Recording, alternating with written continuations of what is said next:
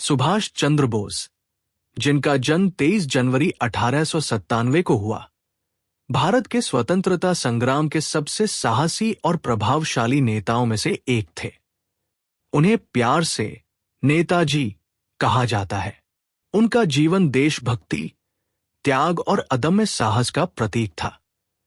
द्वितीय विश्व युद्ध के समय अंग्रेजों की गुलामी से भारत को आजाद कराने के लिए उन्होंने जापान के सहयोग से आजाद हिंद फौज ईना का गठन किया। उनका जोशीला नारा जय हिंद आज भी हर भारतीय के दिल में गूंजता है। वही उनका प्रसिद्ध आह्वान, तुम मुझे खून दो, मैं तुम्हें आजादी दूंगा, युवाओं में जोश और बलिदान की भावना भर देता था। 5 जुलाई 1943 को सिंगापुर में उन्होंने दिल्ली चलो का नारा देकर अपनी सेना को संबोधित किया और अंग्रेजों के खिलाफ निर्णायक लड़ाई का आह्वान किया। इसके बाद जापानी सेना के साथ मिलकर उन्होंने बर्मा, इम्फाल और कोहिमा में ब्रिटिश सेना के खिलाफ कड़ा संघर्ष किया। 21 अक्टूबर 1943 को नेताजी ने स्वतंत्र भारत की अस्थायी सरकार की स्थापना की, जिसे कई देशों ने मान्यता भी दी। जापान ने अंडमान और निकोबार द्वीप इस सरकार को सौंप दिए, जहां जाकर नेताजी ने उनका नामकरण भी किया।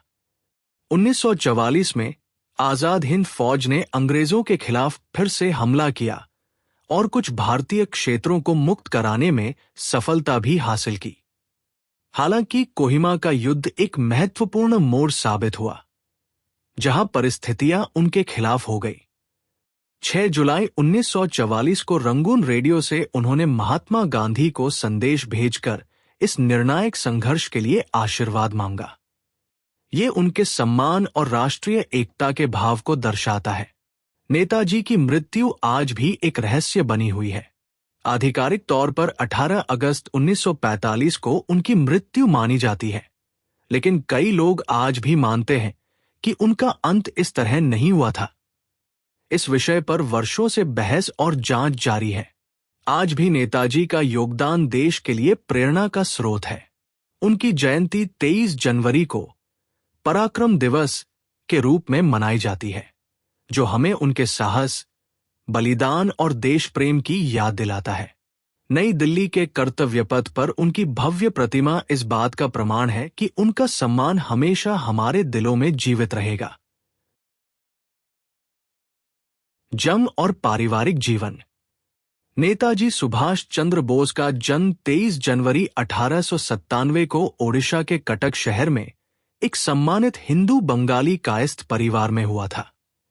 उनका बचपन एक ऐसे परिवार में बीता जहां शिक्षा, अनुशासन और देशभक्ति की गहरी नींव थी। उनके पिता जानकीनाथ बोस कटक के प्रसिद्ध वकील थे। शुरुआत में उन्होंने सरकारी वकील के रूप में काम किया, लेकिन बाद में अपनी निजी प्रैक्टिस शुरू की और काफी नाम कमाया। वे कटक की महापालिका में भी लंबे समय तक जुड़े रहे और बंगाल विधानसभा के सदस्य भी बने। उनकी प्रतिभा और सेवा को देखते हुए अंग्रेज सरकार ने उन्हें राय बहादुर की उपाधि दी थी। सुभाष की माता प्रभावती देवी एक संस्कारी और धार्मिक महिला थी। उनका संबंध कोलकाता के एक प्रतिष्ठित और कुलीन परिवार से था। उनके पिता का नाम गंगानारायण दत्त था, जिनका परिवार समाज में काफी सम्मानित माना जाता था। सुभाष चंद्र बोस का परिवार बहुत बड़ा था। उनके माता पिता की कुल 14 संतानें थी, 6 बेटियां और 8 बेटे। इस बड़े परिवार में सुभाष 9वें स्थान पर थे और 5वें बेटे थे। अपने सभी भाई बहनों में सुभाष का सबसे खास लगाव अपने बड़े भाई शरद चंद्र बोस से था। वे उन्हें प्यार से मेजदा कहकर बुलाते थे। शरद चंद्र बोस उनके जीवन में एक मार्गदर्शक और प्रेरणा स्रोत की तरह थे। शरद बाबू की पत्नी का नाम विभावती था, जो परिवार में स्नेह और सहयोग का प्रतीक थी। यही पारिवारिक संस्कार, अनुशासन और मजबूत रिश्ते आगे चलकर सुभाष चंद्र बोस के व्यक्तित्व को महान और देशभक्त नेता बनने में महत्वपूर्ण भूमिका निभाते हैं। शिक्षा और करियर की शुरुआत। सुभाष चंद्र बोस की प्रारंभिक शिक्षा कटक के प्रोटेस्टेंट स्कूल से शुरू हुई। इसके बाद 1909 में उन्होंने रेवेंशा कॉलेजिएट स्कूल में प्रवेश लिया। इस स्कूल के प्रिंसिपल बेनी माधव दास के व्यक्तित्व और विचारों ने सुभाष के मन पर गहरा प्रभाव डाला, जिसने उनके सोचने का नजरिया बदल दिया। कम उम्र में ही उनकी बुद्धिमत्ता साफ दिखाई देने लगी थी। मात्र 15 वर्ष की आयु में उन्होंने स्वामी विवेकानंद के साहित्य का गहराई से अध्ययन कर लिया था, जिससे उनके अंदर देशभक्ति और आत्मविश्वास की भावना और मजबूत हुई। 1915 में उन्होंने इंटरमीडिएट की परीक्षा बीमारी के बावजूद पास की। इसके बाद 1916 में वे प्रेसिडेंसी कॉलेज में दर्शन शास्त्र ऑनर्स के छात्र बने। इसी दौरान एक विवाद में उन्होंने छात्रों का नेतृत्व किया, जिसके कारण उन्हें 1 वर्ष के लिए कॉलेज से निष्कासित कर दिया गया और परीक्षा देने पर भी रोक लगा दी गई। सुभाष का मन सेना में जाने का था। उन्होंने 49वीं बंगाल रेजिमेंट में भर्ती होने की कोशिश की, लेकिन आंखों की कमजोरी के कारण उन्हें अयोग्य घोषित कर दिया गया।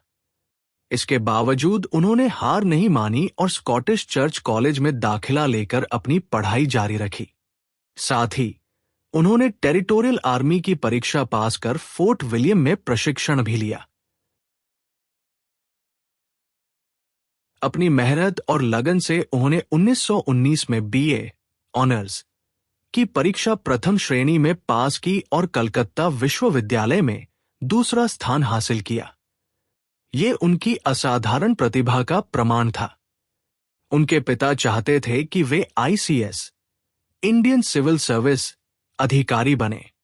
सुभाष ने इस पर सोचने के लिए 1 दिन का समय लिया और आखिरकार इंग्लैंड जाकर परीक्षा देने का निर्णय किया। 15 सितंबर 1919 को वे इंग्लैंड पहुंचे और कड़ी मेहनत से तैयारी की।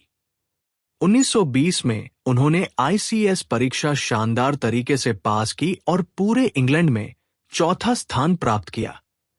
ये बहुत बड़ी उपलब्धि थी, लेकिन उनके अंदर देशभक्ति की भावना और भी प्रबल थी। उन्होंने अपने बड़े भाई शरद चंद्र बोस को पत्र लिखकर अपनी दुविधा बताई कि क्या वे अंग्रेजों की सेवा कर सकते हैं। महर्षि दयानंद सरस्वती और महर्षि अरविंद के विचारों से प्रेरित होकर उन्होंने अंततः आईसीएस जैसी प्रतिष्ठित नौकरी को ठुकराने का फैसला किया।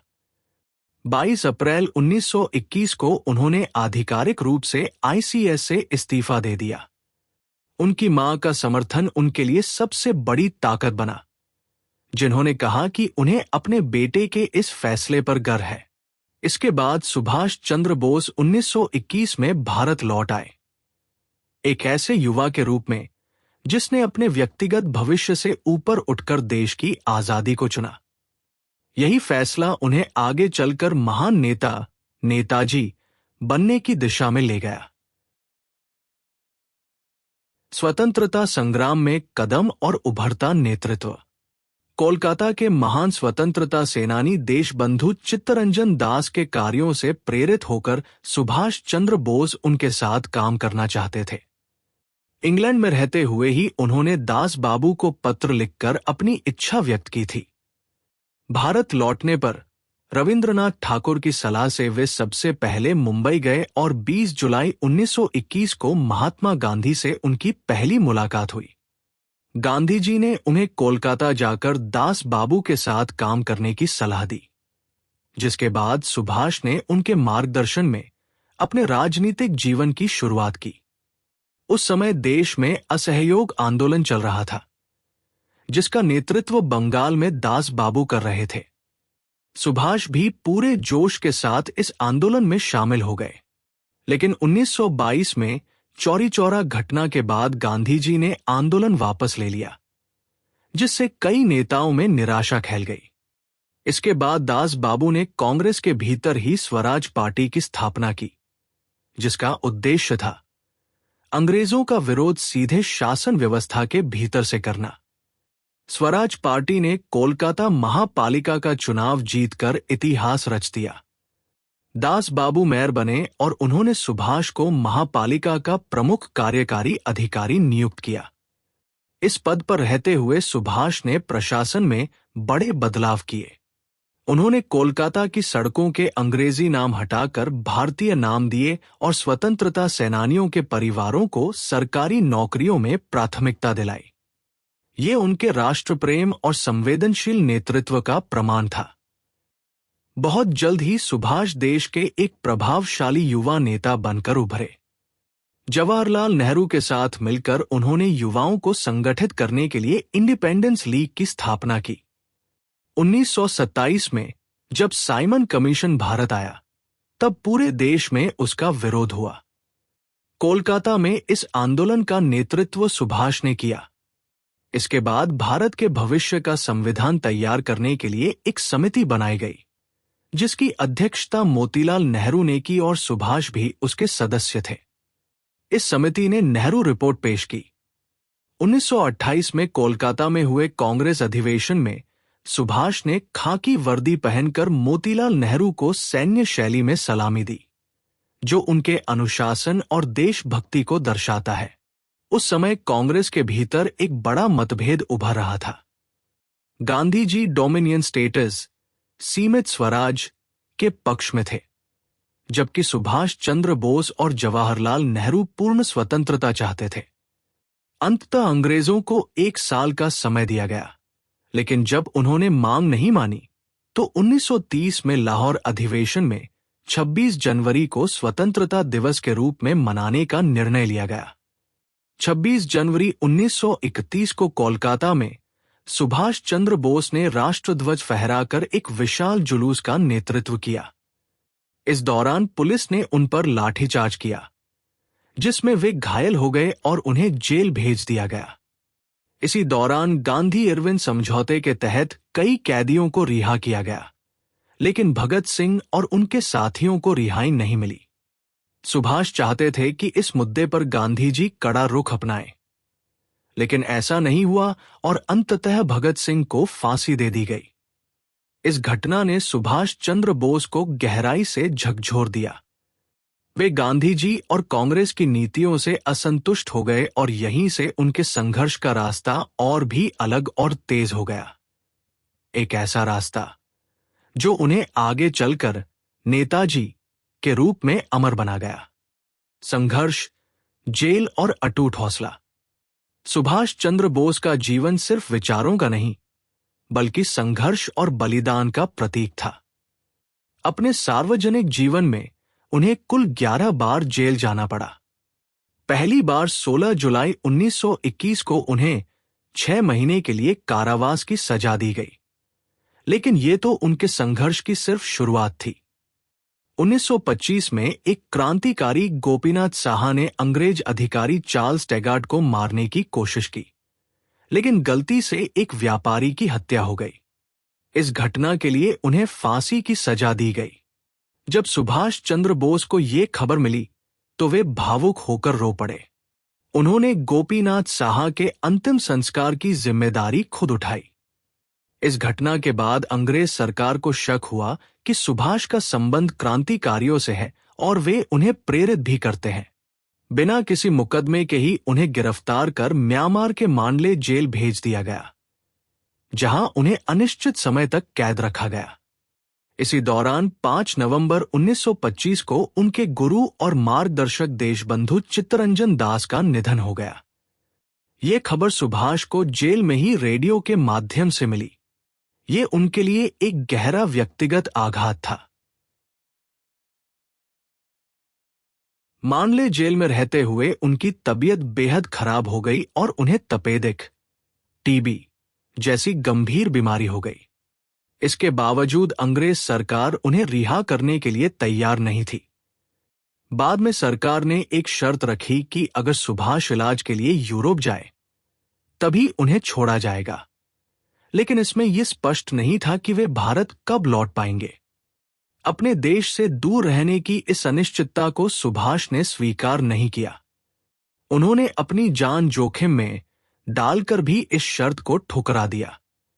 अंततः जब उनकी हालत बेहद गंभीर हो गई और सरकार को डर हुआ कि कहीं उनकी मृत्यु जेल में ही न हो जाए, तब मजबूर होकर उन्हें रिहा किया गया। रिहाई के बाद वे इलाज के लिए डलहौजी गए और धीरे धीरे स्वस्थ होने लगे। लेकिन उनका संघर्ष यहीं नहीं रुका। 1930 में जब वे जेल में ही थे, तब भी उनकी लोकप्रियता इतनी बढ़ चुकी थी कि उन्हें कोलकाता का मेयर चुन लिया गया। यह उनकी जनता में गहरी पकड़ और विश्वास का प्रमाण था। सरकार को उन्हें रिहा करना पड़ा, लेकिन 1932 में उन्हें फिर से गिरफ्तार किया गया और इस बार अल्मोड़ा जेल में रखा गया। वहां भी उनकी तबीयत बिगड़ गई। अंततः डॉक्टरों की सलाह पर इस बार उन्होंने इलाज के लिए यूरोप जाने का फैसला किया। ये कहानी सिर्फ जेल जाने की नहीं है, बल्कि उस अटूट हौसले की है जो हर मुश्किल के सामने झुकने से इनकार करता है। सुभाष चंद्र बोस ने हर दर्द, हर कैद और हर परीक्षा को देश की आजादी के लिए एक कदम बना दिया। यूरोप में संघर्ष और अंतर्राष्ट्रीय पहचान। 1933 से 1936 तक सुभाष चंद्र बोस यूरोप में रहे। ये समय उनके जीवन का एक महत्वपूर्ण चरण था, जहां उन्होंने अपनी सेहत का ध्यान रखते हुए भी देश की आजादी के लिए अपना संघर्ष जारी रखा। विदेश में रहकर भी उनका मन हमेशा भारत की स्वतंत्रता के लिए धड़कता रहा। यूरोप में उन्होंने कई प्रभावशाली नेताओं से मुलाकात की। इटली के नेता मुसोलिनी से मिलकर उन्होंने भारत के स्वतंत्रता संग्राम के लिए समर्थन मांगा और मुसोलिनी ने उनकी सहायता करने का आश्वासन भी दिया। वहीं आयरलैंड के महान नेता डी वलेरा के साथ उनकी गहरी मित्रता हो गई, जो उनके अंतर्राष्ट्रीय संबंधों को मजबूत करने में सहायक बनी। इसी दौरान एक दुखद घटना घटी। जवाहरलाल नेहरू की पत्नी कमला नेहरू का ऑस्ट्रिया में निधन हो गया। ये खबर सुनकर सुभाष तुरंत वहां पहुंचे और नेहरू जी को सांत्वना दी। ये उनके संवेदनशील और मानवीय स्वभाव को दर्शाता है। यूरोप में ही उनकी मुलाकात विट्ठल भाई पटेल से हुई। दोनों ने मिलकर देश की राजनीतिक स्थिति पर गहन चर्चा की, जिसे पटेल-बोस विश्लेषण के नाम से जाना गया। इस विश्लेषण में उन्होंने गांधी जी के नेतृत्व की आलोचना भी की, जो उस समय एक बड़ा और साहसी कदम था। जब विट्ठल भाई पटेल बीमार पड़े, तो सुभाष ने उनकी सेवा में कोई कमी नहीं छोड़ी, लेकिन दुर्भाग्यवश उनका निधन हो गया। उन्होंने अपनी वसीयत में अपनी सारी संपत्ति सुभाष के नाम कर दी थी, लेकिन बाद में उनके भाई सरदार वल्लभ भाई पटेल ने इस वसीयत को स्वीकार नहीं किया और मामला अदालत तक पहुंचा। अंततः यह संपत्ति गांधी जी के हरिजन सेवा कार्यों के लिए समर्पित कर दी गई। 1934 में सुभाष को खबर मिली कि उनके पिता जीवन के अंतिम क्षणों में हैं। वे तुरंत भारत के लिए रवाना हुए, लेकिन रास्ते में ही उन्हें पता चल गया कि उनके पिता का निधन हो चुका है। इसके बावजूद वे कोलकाता पहुंचे, लेकिन जैसे ही वे वहां पहुंचे, अंग्रेज सरकार ने उन्हें गिरफ्तार कर लिया। कुछ दिनों तक जेल में रखने के बाद उन्हें फिर से यूरोप भेज दिया गया। यह दौर सुभाष चंद्र बोस के लिए सिर्फ व्यक्तिगत संघर्ष का नहीं था, बल्कि अंतर्राष्ट्रीय स्तर पर भारत की आजादी के लिए समर्थन जुटाने का भी था। उन्होंने हर परिस्थिति में अपने लक्ष्य को नहीं छोड़ा, और यही उन्हें एक असाधारण नेता बनाता है। व्यक्तिगत जीवन और प्रेम कहानी। सन 1934 में जब सुभाष चंद्र बोस ऑस्ट्रिया में अपना इलाज करवा रहे थे, उसी दौरान उनके जीवन में एक नया और भावनात्मक अध्याय शुरू हुआ। अपनी पुस्तक लिखने के लिए उन्हें एक ऐसे व्यक्ति की आवश्यकता थी जो अंग्रेजी भाषा में निपुण हो और टाइपिंग में मदद कर सके। इसी दौरान उनके एक मित्र ने उनकी मुलाकात एमिली शेंकल नाम की एक ऑस्ट्रियन महिला से करवाई। एमिली एक शिक्षित और समझदार महिला थी, जिनके पिता एक प्रसिद्ध पशु चिकित्सक थे। साथ काम करते करते सुभाष और एमिली के बीच एक गहरा रिश्ता बन गया। ये रिश्ता धीरे धीरे प्रेम में बदल गया, एक ऐसा प्रेम जो सीमाओं, संस्कृतियों और परिस्थितियों से परे था। उस समय जर्मनी में नाजी शासन के कड़े नियम लागू थे, जिसके कारण उनके रिश्ते को सार्वजनिक करना आसान नहीं था। इसलिए सुभाष और एमिली ने 1942 में बाड गास्टन नामक स्थान पर हिंदू रीति रिवाजों के अनुसार विवाह किया। वियना में एमिली ने एक पुत्री को जन्म दिया। जब सुभाष ने अपनी बेटी को पहली बार देखा तब वह मात्र 4 सप्ताह की थी। उन्होंने उसका नाम अनीता बोस रखा, एक नाम जो आज भी उनके परिवार की पहचान बना हुआ है। दुर्भाग्यवश 1945 में ताइवान में हुई कथित विमान दुर्घटना के समय अनीता की उम्र सिर्फ 2.5 साल के आसपास थी। ये घटना उनके परिवार के लिए एक गहरा सदमा थी। आज अनीता बोस फाफ के नाम से जानी जाती है और वे अपने पिता की विरासत को सम्मान के साथ आगे बढ़ा रही हैं।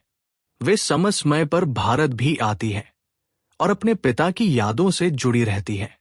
ये कहानी हमें दिखाती है कि एक महान योद्धा के जीवन में भी भावनाएं, प्रेम और परिवार का कितना महत्व होता है और कैसे सुभाष चंद्र बोस ने अपने कर्तव्य और व्यक्तिगत जीवन के बीच संतुलन बनाने की कोशिश की।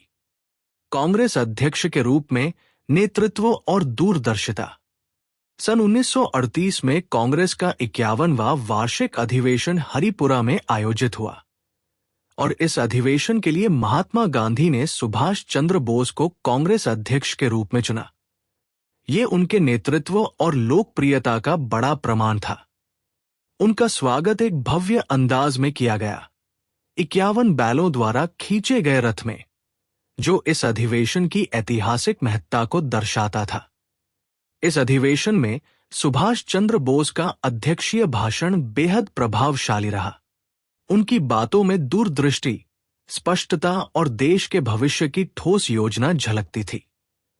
उन्होंने सिर्फ आजादी की बात नहीं की, बल्कि आजाद भारत को कैसे मजबूत और विकसित बनाया जाए, इस पर भी जोर दिया।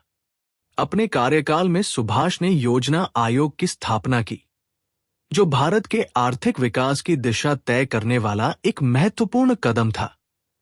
इस आयोग के पहले अध्यक्ष के रूप में जवाहरलाल नेहरू को नियुक्त किया गया। इसके साथ ही उन्होंने विज्ञान और तकनीक के महत्व को समझते हुए बंगलौर में महान वैज्ञानिक सर एम विश्वेश्वरैया की अध्यक्षता में एक विज्ञान परिषद की भी स्थापना की। उनकी सोच साफ थी, आजादी के साथ साथ एक आधुनिक, मजबूत और आत्मनिर्भर भारत का निर्माण करना। इसी दौरान 1937 में जापान ने चीन पर आक्रमण कर दिया। इस स्थिति में सुभाष चंद्र बोस की अध्यक्षता में कांग्रेस ने मानवता का परिचय देते हुए चीन की मदद के लिए द्वारकानाथ कोटनिस के नेतृत्व में एक चिकित्सा दल भेजने का निर्णय लिया। ये कदम दिखाता है कि सुभाष सिर्फ एक राष्ट्रवादी नेता ही नहीं, बल्कि मानवता के पक्षधर भी थे। बाद में जब उन्होंने आजादी की लड़ाई में जापान से सहयोग लिया, तो कुछ लोगों ने उन्हें गलत समझा और उन पर आरोप लगाए। लेकिन इतिहास की ये घटना साफ बताती है कि उनका उद्देश्य सिर्फ और सिर्फ भारत की स्वतंत्रता था। वे किसी भी विदेशी शक्ति के कठपुतली नहीं थे। ये दौर सुभाष चंद्र बोस की दूरदर्शिता, नेतृत्व क्षमता और देश के प्रति उनके अटूट समर्पण का प्रतीक है। एक ऐसा नेता जो सिर्फ वर्तमान नहीं, बल्कि भारत के भविष्य को भी गढ़ रहा था। गांधी और सुभाष के मतभेद एक निर्णायक मोड़। सन 1938 में महात्मा गांधी ने सुभाष चंद्र बोस को कांग्रेस अध्यक्ष तो चुना, लेकिन जल्द ही दोनों के विचारों में गहरा मतभेद सामने आने लगा। सुभाष की कार्यशैली तेज, निर्णायक और आक्रामक थी, जबकि गांधी जी अहिंसा और धैर्य के मार्ग पर चलते थे। इसी दौरान यूरोप में द्वितीय विश्व युद्ध के बादल मंडराने लगे थे। सुभाष चंद्र बोस का मानना था कि ये समय अंग्रेजों की कमजोरी का फायदा उठाकर भारत की आजादी की लड़ाई को और तेज करने का है। उन्होंने इस दिशा में कदम भी उठाने शुरू कर दिए थे, लेकिन गांधी जी इस रणनीति से सहमत नहीं थे।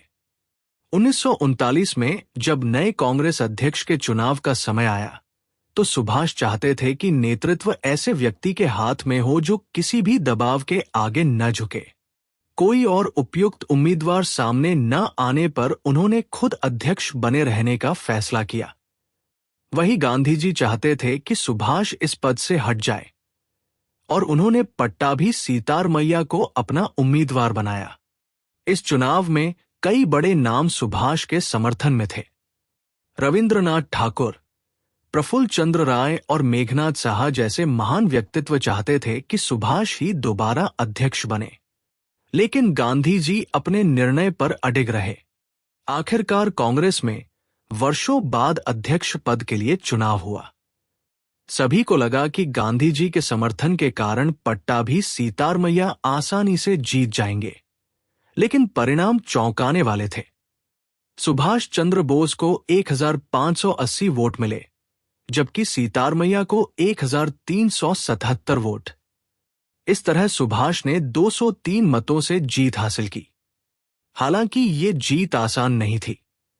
गांधी जी ने इस हार को अपनी हार बताया और अपने समर्थकों से साफ कह दिया कि यदि वे सुभाष के विचारों से सहमत नहीं हैं, तो वे कांग्रेस छोड़ सकते हैं। इसका असर यह हुआ कि कांग्रेस कार्यकारिणी के 14 में से 12 सदस्यों ने इस्तीफा दे दिया। जवाहरलाल नेहरू तटस्थ रहे, जबकि केवल शरद चंद्र बोस ही सुभाष के साथ डटे रहे। 1939 का त्रिपुरी अधिवेशन इस संघर्ष का चरम था। उस समय सुभाष गंभीर रूप से बीमार थे। उन्हें तेज बुखार था और स्ट्रेचर पर लिटाकर अधिवेशन में लाया गया। गांधी जी स्वयं इस अधिवेशन में शामिल नहीं हुए और उनके सहयोगियों ने भी सुभाष का साथ नहीं दिया। सुभाष ने कई बार समझौते की कोशिश की, लेकिन कोई रास्ता नहीं निकला। अंततः परिस्थितियों से मजबूर होकर 29 अप्रैल 1939 को उन्होंने कांग्रेस अध्यक्ष पद से इस्तीफा दे दिया। ये घटना सिर्फ एक इस्तीफा नहीं थी, बल्कि भारतीय स्वतंत्रता संग्राम के इतिहास में एक बड़ा मोड़ थी, जहां से सुभाष चंद्र बोस ने एक अलग राह चुनी, एक ऐसा रास्ता जो उन्हें और भी अधिक साहसी और क्रांतिकारी नेता के रूप में स्थापित करता है। फॉरवर्ड ब्लॉक की स्थापना और विद्रोह की शुरुआत। 3 मई 1939 को सुभाष चंद्र बोस ने कांग्रेस के भीतर ही एक नई विचारधारा के साथ फॉरवर्ड ब्लॉक की स्थापना की। उनका उद्देश्य साफ था, भारत की आजादी के संघर्ष को और तेज और अधिक निर्णायक बनाना।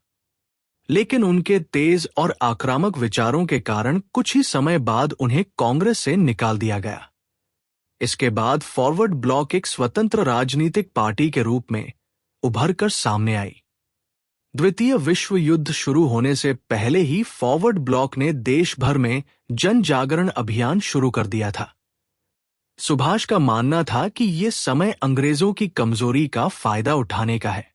3 सितंबर 1939 को जब मद्रास में सुभाष को पता चला कि ब्रिटेन और जर्मनी के बीच युद्ध शुरू हो चुका है, तो उन्होंने इसे भारत के लिए एक सुनहरा अवसर बताया। उन्होंने खुलकर कहा कि अब भारत को अपनी आजादी के लिए संघर्ष को और तेज कर देना चाहिए। 8 सितंबर 1939 को कांग्रेस कार्यसमिति की बैठक में उन्हें विशेष रूप से आमंत्रित किया गया। वहां उन्होंने स्पष्ट शब्दों में कहा कि यदि कांग्रेस निर्णायक कदम नहीं उठाती, तो फॉरवर्ड ब्लॉक अपने दम पर अंग्रेजों के खिलाफ संघर्ष शुरू करेगा। इसके बाद सुभाष ने अपने इरादों को केवल शब्दों तक सीमित नहीं रखा। अगले ही साल उनकी यूथ ब्रिगेड ने कोलकाता में स्थित हॉलवेट स्तंभ, जो अंग्रेजी गुलामी का प्रतीक माना जाता था, उसे रातों रात गिरा दिया। स्वयंसेवकों ने उसकी एक-एक ईंट उखाड़ दी। ये केवल एक स्तंभ नहीं था, बल्कि ब्रिटिश साम्राज्य के खिलाफ एक खुला संदेश था कि अब उसकी नींव भी हिलने वाली है। इस साहसी कदम के बाद अंग्रेज सरकार ने सुभाष चंद्र बोस और फॉरवर्ड ब्लॉक के कई प्रमुख नेताओं को गिरफ्तार कर लिया। लेकिन सुभाष जेल में चुप बैठने वालों में से नहीं थे। उन्होंने सरकार को झुकाने के लिए जेल में आमरण अनशन शुरू कर दिया। उनकी हालत बिगड़ने लगी और आखिरकार अंग्रेज सरकार को उन्हें रिहा करना पड़ा। लेकिन सरकार जानती थी कि सुभाष आजाद रहकर और भी बड़ा खतरा बन सकते हैं। इसलिए रिहाई के बाद उन्हें उनके ही घर में नजरबंद कर दिया गया और चारों तरफ सख्त पुलिस पहरा लगा दिया गया। लेकिन ये कहानी यही खत्म नहीं होती।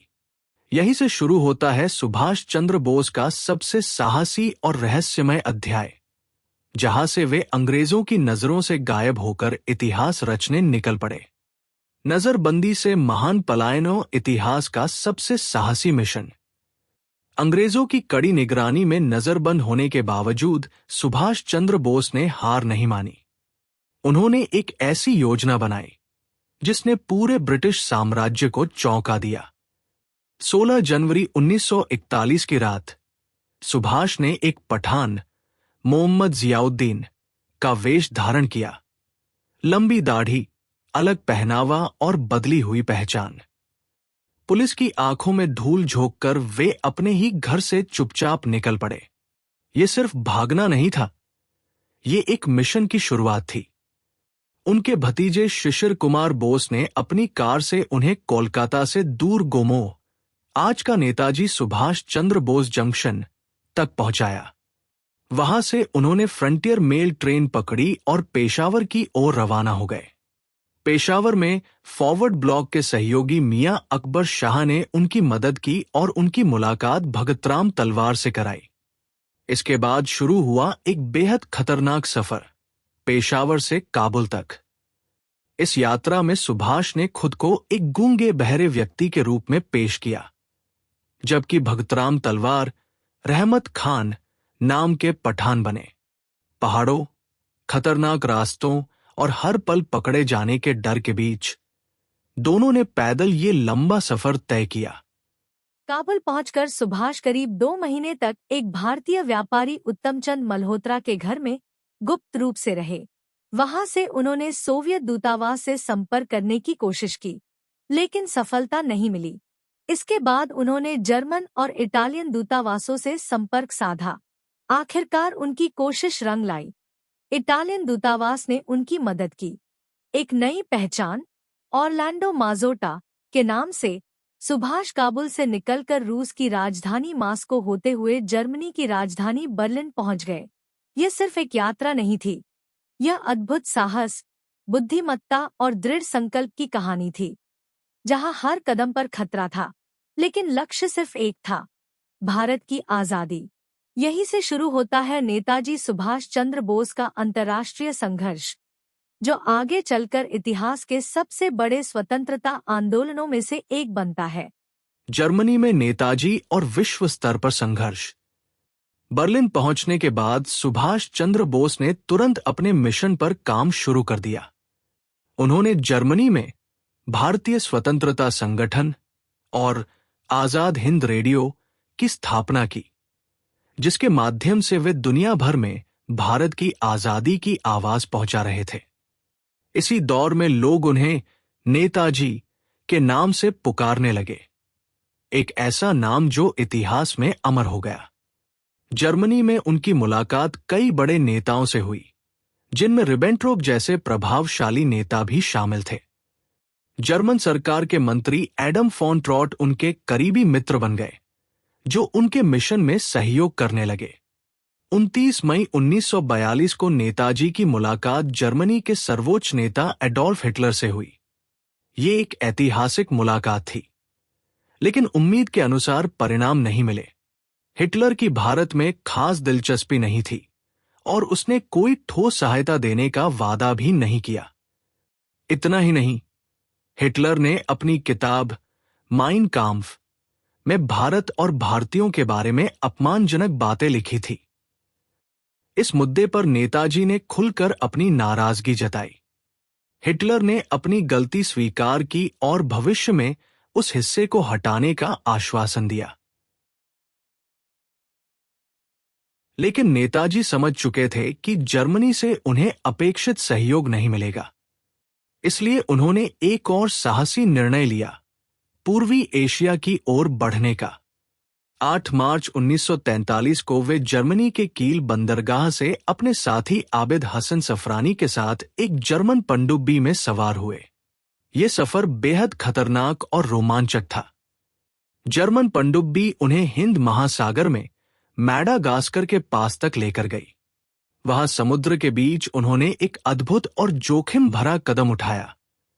वे पानी में कूदकर तैरते हुए जापानी पनडुब्बी तक पहुंचे। इतिहास में ये एक अनोखी घटना थी। द्वितीय विश्व युद्ध के दौरान 2 दुश्मन देशों की पनडुब्बियों के बीच नागरिकों का ये इकलौता स्थानांतरण था। इसके बाद जापानी पनडुब्बी उन्हें इंडोनेशिया के पादांग बंदरगाह तक लेकर गई। ये सिर्फ एक यात्रा नहीं थी, बल्कि एक ऐसे नेता की कहानी थी जो हर सीमा, हर खतरे और हर असंभव को पार कर रहा था, सिर्फ एक लक्ष्य के लिए, भारत की आजादी।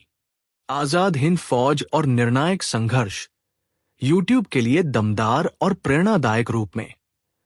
पूर्वी एशिया पहुंचने के बाद सुभाष चंद्र बोस ने अपने मिशन को एक नई दिशा दी। सबसे पहले उन्होंने महान क्रांतिकारी रासबिहारी बोस से भारतीय स्वतंत्रता परिषद का नेतृत्व संभाला। सिंगापुर के एडवर्ड पार्क में रासबिहारी बोस ने स्वेच्छा से ये जिम्मेदारी सुभाष को सौंपी। ये एक ऐतिहासिक क्षण था, जहां संघर्ष की बागडोर एक नई ऊर्जा के हाथों में आ गई। जापान के प्रधानमंत्री जनरल हिदेकी तोजो नेताजी के व्यक्तित्व और उनके संकल्प से इतने प्रभावित हुए कि उन्होंने खुलकर सहयोग देने का वादा किया। इसके बाद नेताजी ने जापान की संसद में भाषण देकर भारत की आजादी की आवाज को अंतर्राष्ट्रीय मंच तक पहुंचा दिया। 21 अक्टूबर 1943 को सिंगापुर में नेताजी ने आरजी हुकूमते आजाद हिंद यानी स्वतंत्र भारत की अंतरिम सरकार की स्थापना की। वे स्वयं इस सरकार के राष्ट्रपति, प्रधानमंत्री और युद्ध मंत्री बने। इस सरकार को कई देशों ने मान्यता भी दी, जो उनके प्रयासों की बड़ी सफलता थी। इसके साथ ही वे आजाद हिंद फौज के सर्वोच्च सेनापति भी बने। आजाद हिंद फौज में उन भारतीय सैनिकों को शामिल किया गया था जिन्हें जापानी सेना ने अंग्रेजों से युद्ध के दौरान बंदी बनाया था। इस सेना की एक खास बात थी, इसमें महिलाओं के लिए झांसी की रानी रेजिमेंट का गठन किया गया, जो महिला सशक्तिकरण का अद्भुत उदाहरण था। पूर्वी एशिया में नेताजी ने अनेक प्रेरणादायक भाषण दिए और वहां रहने वाले भारतीयों से आजाद हिंद फौज में शामिल होने और आर्थिक सहयोग देने का आह्वान किया। उनका प्रसिद्ध नारा, तुम मुझे खून दो, मैं तुम्हें आजादी दूंगा, हर दिल में जोश और बलिदान की भावना भर देता था। द्वितीय विश्व युद्ध के दौरान आजाद हिंद फौज ने जापानी सेना के साथ मिलकर भारत की ओर बढ़ना शुरू किया। नेताजी ने अपनी सेना को प्रेरित करने के लिए दिल्ली चलो का नारा दिया। दोनों सेनाओं ने मिलकर अंडमान और निकोबार द्वीपों पर कब्जा कर लिया, जिन्हें नेताजी ने शहीद द्वीप और स्वराज द्वीप नाम दिया। इसके बाद इम्फाल और कोहिमा की ओर भी आक्रमण किया गया, लेकिन परिस्थितियां बदल गईं और अंततः अंग्रेजों का पलड़ा भारी पड़ गया। आजाद हिंद फौज को पीछे हटना पड़ा। इस कठिन समय में जापानी सेना ने नेताजी को सुरक्षित निकलने की सलाह दी, लेकिन उन्होंने अपने सैनिकों को छोड़ने से इनकार कर दिया। वे खुद झांसी की रानी रेजिमेंट की बहादुर महिलाओं के साथ सैकड़ों मील पैदल चलते रहे। ये एक सच्चे नेता की पहचान थी, जो अपने लोगों के साथ हर परिस्थिति में खड़ा रहता है। 6 जुलाई 1944 को आजाद हिंद रेडियो से नेताजी ने महात्मा गांधी को संबोधित करते हुए एक ऐतिहासिक भाषण दिया। उन्होंने अपने निर्णयों और संघर्ष के उद्देश्य को स्पष्ट किया और गांधी जी को राष्ट्रपिता कहकर संबोधित किया। इसके बाद गांधी जी ने भी उन्हें नेताजी कहकर सम्मान दिया। ये कहानी सिर्फ युद्ध की नहीं है, बल्कि उस जज्बे की है जो हर हाल में देश के लिए जीने और मरने को तैयार था। नेताजी सुभाष चंद्र बोस ने यह साबित कर दिया कि सच्चा नेतृत्व वही है जो हर मुश्किल में अपने लोगों के साथ खड़ा रहे। नेताजी की रहस्यमयी गुमशुदगी आज भी अनसुलझा सवाल। द्वितीय विश्व युद्ध में जापान की हार के बाद नेताजी सुभाष चंद्र बोस के सामने एक नई चुनौती खड़ी हो गई। अब उन्हें अपने संघर्ष को जारी रखने के लिए नया रास्ता तलाशना था। उन्होंने रूस से सहायता लेने का निर्णय किया और 18 अगस्त 1945 को हवाई जहाज से मंचूरिया की ओर रवाना हुए। लेकिन इसी सफर के दौरान वे अचानक लापता हो गए और इसके बाद वे कभी किसी को दिखाई नहीं दिए। 23 अगस्त 1945 को टोक्यो रेडियो ने घोषणा की कि नेताजी जिस विमान से यात्रा कर रहे थे वह ताइहोकू, आज का ताइपेई, हवाई अड्डे के पास दुर्घटनाग्रस्त हो गया। इस दुर्घटना में उनके साथ सवार कई लोग मारे गए। बताया गया कि नेताजी गंभीर रूप से जल गए थे और उन्हें सैनिक अस्पताल ले जाया गया, जहां उन्होंने अंतिम सांस ली। उनके करीबी सहयोगी कर्नल हबीबुर्रहमान के अनुसार उनका अंतिम संस्कार ताइहोकू में ही किया गया और बाद में उनकी अस्थियां जापान के टोक्यो स्थित रैंकोजी मंदिर में सुरक्षित रखी गई। भारत सरकार के अभिलेखों के अनुसार भी उनकी मृत्यु 18 अगस्त 1945 की रात को मानी जाती है। आजादी के बाद इस घटना की सच्चाई जानने के लिए सरकार ने 1956 और 1977 में 2 बार जांच आयोग गठित किए और दोनों ने निष्कर्ष निकाला कि नेताजी की मृत्यु उसी विमान दुर्घटना में हुई थी। लेकिन कहानी यहीं खत्म नहीं होती। 1999 में मनोज कुमार मुखर्जी के नेतृत्व में तीसरा जांच आयोग बनाया गया। 2005 में इस आयोग को ताइवान सरकार ने बताया कि 1945 में वहां कोई विमान दुर्घटना हुई ही नहीं थी। इसके बाद मुखर्जी आयोग ने अपनी रिपोर्ट में कहा कि नेताजी की मृत्यु के कोई ठोस प्रमाण नहीं है। हालांकि भारत सरकार ने इस रिपोर्ट को स्वीकार नहीं किया। आज भी देश के अलग अलग हिस्सों में कई लोग दावा करते हैं कि उन्होंने नेताजी को देखा या उनसे मुलाकात की। फैजाबाद के गुमनामी बाबा से लेकर छत्तीसगढ़ तक कई कहानियां सामने आई, लेकिन इनमें से किसी की भी सच्चाई पूरी तरह साबित नहीं हो सकी। यही कारण है कि नेताजी सुभाष चंद्र बोस की कहानी सिर्फ एक महान स्वतंत्रता सेनानी की नहीं, बल्कि एक ऐसे रहस्य की भी है जो आज तक अनसुलझा है। क्या नेताजी सच में उस दुर्घटना में शहीद हो गए थे, या इतिहास के किसी कोने में आज भी उनकी कहानी अधूरी है? नेताजी रहस्य पर अदालत का बड़ा कदम। नेताजी सुभाष चंद्र बोस की गुमशुदगी का रहस्य आज भी देश के सामने एक बड़ा सवाल बना हुआ है। इसी रहस्य से जुड़े खुफिया दस्तावेजों को सार्वजनिक करने की मांग को लेकर एक महत्वपूर्ण कानूनी पहल की गई। कलकत्ता हाई कोर्ट ने इस मामले की गंभीरता को देखते हुए सुनवाई के लिए एक विशेष पीठ, स्पेशल बेंच, के गठन का आदेश दिया। ये कदम इस बात का संकेत है कि अदालत भी इस मुद्दे की गहराई और जनता की जिज्ञासा को समझती है। ये याचिका इंडिया स्माइल नामक एक सरकारी संगठन द्वारा दायर की गई थी। इसमें भारत सरकार, राष्ट्रीय सलाहकार परिषद, raw, research and analysis wing, खुफिया विभाग, प्रधानमंत्री के निजी सचिव, रक्षा सचिव, गृह विभाग और पश्चिम बंगाल सरकार सहित कई महत्वपूर्ण संस्थाओं और अधिकारियों को प्रतिवादी बनाया गया। इस याचिका का मुख्य उद्देश्य था नेताजी से जुड़े उन सभी गोपनीय दस्तावेजों को सार्वजनिक किया जाए जो अब तक रहस्य के पर्दे में छिपे हुए हैं।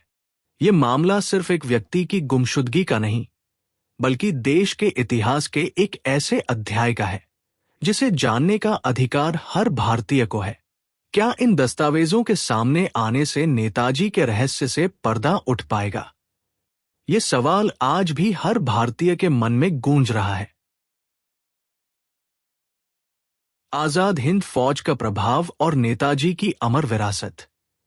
हिरोशिमा और नागासाकी पर हुए परमाणु हमलों के बाद दुनिया का पूरा परिदृश्य बदल गया। जापान की हार के साथ ही कई ऐतिहासिक घटनाएं दबकर रह गई। यही कारण था कि नेताजी सुभाष चंद्र बोस और आजाद हिंद फौज का रोमांचक इतिहास वर्षों तक टोक्यो के अभिलेखागार में अनदेखा पड़ा रहा। लेकिन 1945 में दिल्ली के लाल किले में चले आजाद हिंद फौज के मुकदमों ने पूरे देश को झकझोर दिया। इन मुकदमों ने नेताजी की लोकप्रियता को एक नई ऊंचाई पर पहुंचा दिया। अंग्रेजों के दुष्प्रचार और कुछ राजनीतिक विरोध के बावजूद जनता के दिलों में नेताजी के लिए सम्मान और गर्व कई गुना बढ़ गया। स्थिति ऐसी हो गई कि देश भर में माता पिता अपने बच्चों का नाम सुभाष रखने लगे। घर घर में महाराणा प्रताप और छत्रपति शिवाजी महाराज के साथ नेताजी की तस्वीरें भी सजने लगी। वे सिर्फ एक नेता नहीं, बल्कि साहस और देशभक्ति का प्रतीक बन चुके थे।